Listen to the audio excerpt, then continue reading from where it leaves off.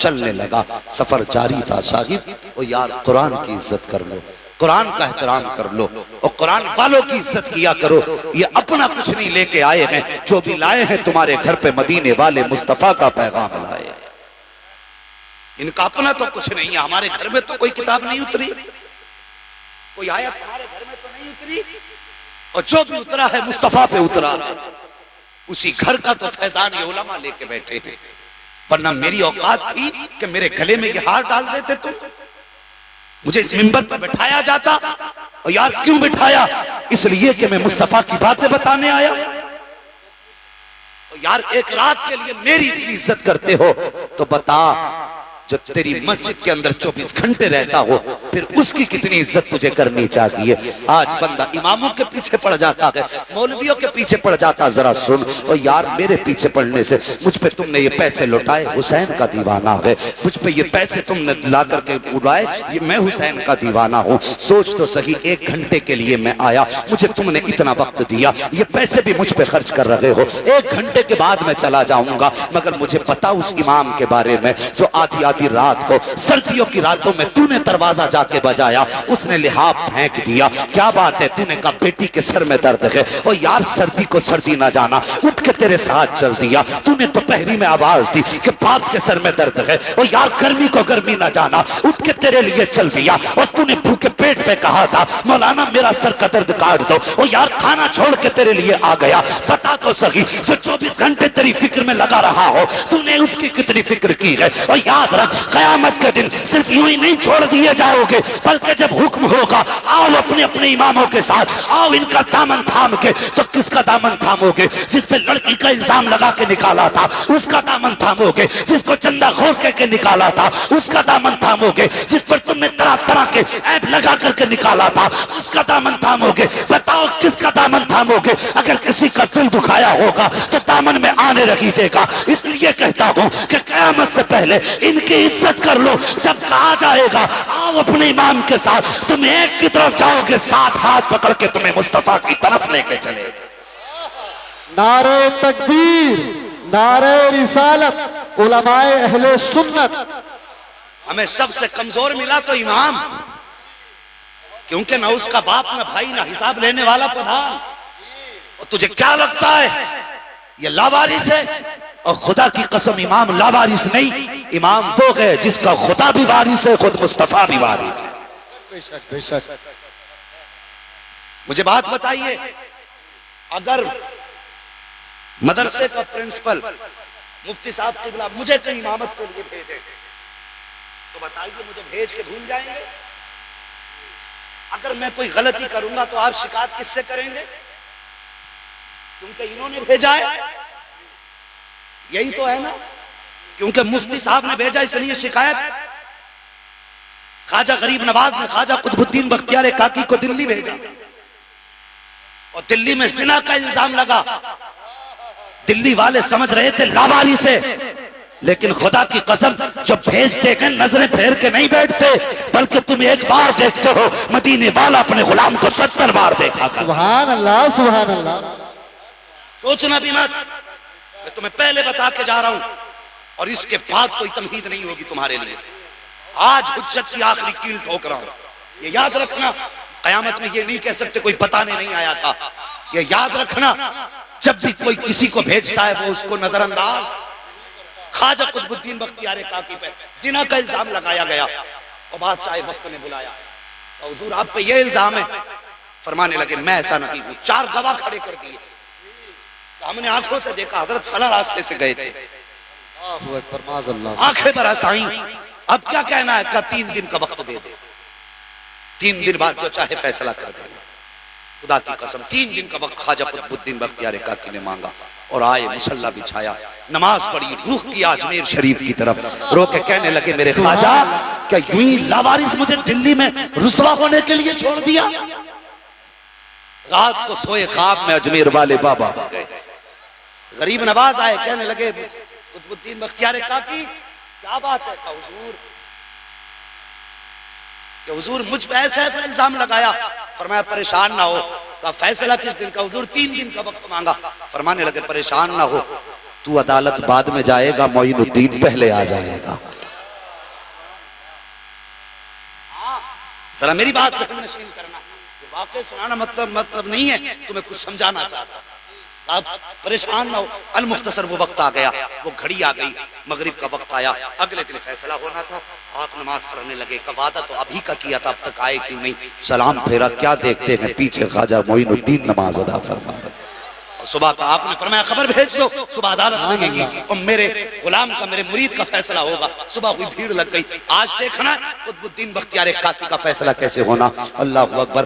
आपने ख्वाजा कुतुबुद्दीन बख्तियार काकी का हाथ पकड़ा, अपने हाथ से हाथ पकड़ के लेके जा रहे हैं। आप जा रहे हैं लाठी का सहारा लेकर के। जब दरबार की तरफ चलने लगे, मेरे मोइनुद्दीन चिश्ती की आंख में आंसू आ गए। कहने लगे दिल्ली वालों, मैं तो ये देखना चाहता था कि दिल्ली वाले मेरे गुलाम का अदब कैसा करते हैं, लेकिन आज मेरी नजरें झुक गई हैं। तुम मेरे गुलाम की इज्जत का तमाशा देखने आए हो। अल्लाह अकबर। बादशाह के दरबार में पहुंचे। आपने फरमाया किधर है वो गवाह जिन्होंने मेरे गुलाम पर ये जिना का इल्जाम लगाया है? उसने वो खरीदे गुलाम खड़े कर दिए। आपने फरमाया चुप हो जाओ, जबान मत चला देना।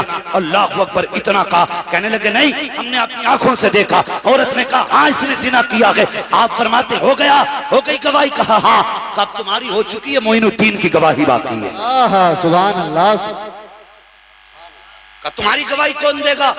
कोई गवाही नहीं। फरमाने लगे इस औरत की गोद में जो बच्चा यही बोलेगा कि सच्चा कौन है, झूठा कौन। वाह वाह वाह वाह, सुभान अल्लाह। सुभान अल्लाह। कहने लगे हम मोइन हैं, हमें मुस्तफा ने भेजा, हमने इस ख्वाजा कुतुबुद्दीन बख्तियार काकी को भेजा। सुभान अल्लाह। तो ये कैसे हो सकता है कि बच्चा गवाही दे? कहने लगे तुम्हें पता नहीं है, जब ईसा इब्ने मरियम लोगों ने इल्जाम लगाया था तो बच्चे ने गवाही दी थी। जब हजरत यूसुफ के दामन की पाकी की बात आई थी तब भी बच्चे ने गवाही दी थी। फरमाने लगे वो पहले नबी के उम्मती थे, आज हम मोहम्मद रसूलुल्लाह के उम्मती हैं। वाह सुभान अल्लाह। आप आगे बढ़े और बढ़ने के बाद बच्चे के पेट पे हाथ रख के बताया। फरमाया बता तेरा बाप कौन है? आपने फरमाया तेरा बाप कौन है? बच्चे ने हाथ उठाया, इशारा उसकी तरफ किया जो गवाही दे रहे थे। एक की तरफ इशारा करके कहने लगा बाप ये है, शामिल सब है साजिश में। फिर उसके बाद आपने कहा था लोगों मेरे ख्वाजा कुतुबुद्दीन काकी को लावारिस मत समझ लेना। हाँ ये वो है जिसका भारत में मुईन वारिस है और मदीने में मुस्तफा जाने रहमत वारिस है। सुभान अल्लाह। कह रहा था कोई किसी को भेजता है तो वो उससे बेखबर नहीं होता। ये है वारिस मुस्तफा के और मिंबर है मुस्तफा का।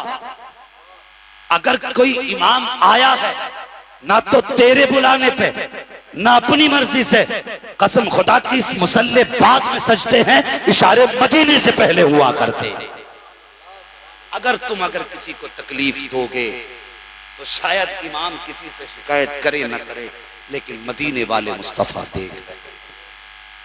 मेहरबानी करना, मैंने उनको देखा है जो उलमा की मुखालफत करते, उनका हश्र अच्छा नहीं हुआ।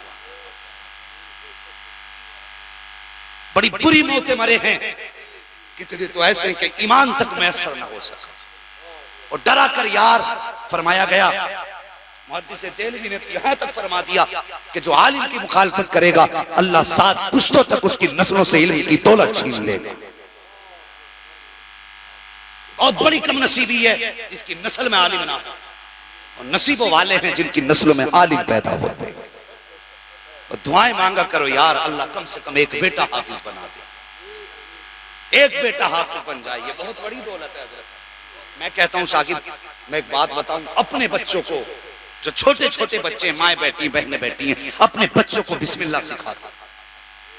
जब वो बोलना सीख जाएं उन्हें बिस्मिल्लाह सिखा दो। और शोहरों से गुजारिश है, माओं से गुजारिश है, अपनों के बीच में बैठा करो, बीवी से कह दिया करो मेरी जिंदगी का कुछ पता नहीं है, ये भी हो सकता है कि कभी किसी भी मोड़ पे मुझे मौत आ जाए, बस अगर मेरा इंतकाल हो जाए, बेशक मेरी नमाज जनाजा मुफ्ती साहब पढ़ाएंगे, मेरी नमाज जनाजा मुफ्ती साहब पढ़ाएंगे, मेरी नमाज जनाजा कारी साहब पढ़ाएं, नमाज जनाजा कोई भी पढ़ाए, लेकिन जब मेरा जनाजा घर से उठे ना तो मेरे 6 साल के बच्चे को को जनाजे के साथ भेज देना और इससे कहना बेटे बाप की कब्र पे जाके खड़े हो जा और यार तेरी नमाज जनाजा में मैं चाहूंगा तो बस आंखें बंद करके रब्बना ग़फ़िर ली हय्यिना व मय्यितिना शाहिदिना व गायबिना पढ़ता चला जाऊंगा। ये कह के बड़ी आसानी से गुजर जाऊंगा। लेकिन खुदा की कसम अगर तेरा 6 साल का बेटा तेरी कब्र के ऊपर खड़ा होगा, दुनिया मिट्टी ढाल के जा रही होगी, अपने भाई से कह के मर जाना, बीवी बच्चों से कह के मर जाना, मेरे इंतकाल पे 6 साल के बच्चे को कब्र पे लेके आ जाना। जब लोग कब्र में मिट्टी डाल करके हाथ उठाएंगे, लोग मुंह फेरेंगे, मेरे बच्चे से कह देना कि ये कब्र पे जब कोई ना रुके अपने नन्हे नन्हे हाथ उठा दे और बिस्मिल्लाहिर्रहमानिर्रहीम कह के मेरी कब्र की तरफ आंखें करके रोना शुरू कर दे। अल्लाह अकबर। मेरा ईमान कहता है और यार हो सकता है मेरी दुआ वापस कर दी जाए, हो सकता है मुफ्ती साहब की दुआ लौटा दी जाए, हो सकता है कारी साहब की दुआ लौटा दी जाए, लेकिन वो खुदा बड़ा मेहरबान है, वो बड़ा करीम है। जब तेरा 6 साल का बच्चा तेरी कब्र पे खड़े होकर के छोटे छोटे हाथ उठा के कहेगा बिस्मिल्लाहिर्रहमानिर्रहीम, इतना उसके कहने की देर होगी, अल्लाह हुक्म फरमाएगा सवाल वालों फरिश्तों वापस लौट जाओ। वो कहेंगे या अल्लाह किस लिए? रब फरमाएगा देखते नहीं हो इसका 6 साल का बच्चा मुझे रहमान कह के पुकार रहा है, मैं इस पर सवाब की बजाय अज़ाब मुसल्लत करूं, ये मेरी रहमत को गवारा हो ही नहीं। नारे तकबीर, नारे रिसालत, मसलके आला हजरत मुफ्ती हम्माद साहब किबला। ओ यार अपने बच्चों को ऐसे तैयार कर लो। बात समझ रहे हैं ना मेरी? अल्लाह सलामत रखे। जो भीग रहे हैं बारिश में, अल्लाह कयामत में मुस्तफा की चादर का साया अता फरमा दे। अगर दिल इश्क़ मुस्तफा से मचल रहा हो तो समझ लो मकबूलियत की घड़ी है। और यार मांगो, आज मुस्तफा के नवासे की महफिल है, मांगो जिसे मांगना है। खुदा की कसम जब उनका दरियाए करम जोश में आता है ना तो बंदा हाथ नीचे बाद में करता है, झोली पहले भर दी जाती है। आला हज़रत फरमाते मंगतों का हाथ उठते ही दाता की देन थी, दूरी कबूल और अर्ज में बस हाथ भर की है। मांगे के मांगे जाएंगे, मुंह मांगी पाएंगे, सरकार में न लागे न हाजत है। कौन देता है देने को मुंह चा दिए, देने वाला है सच्चा।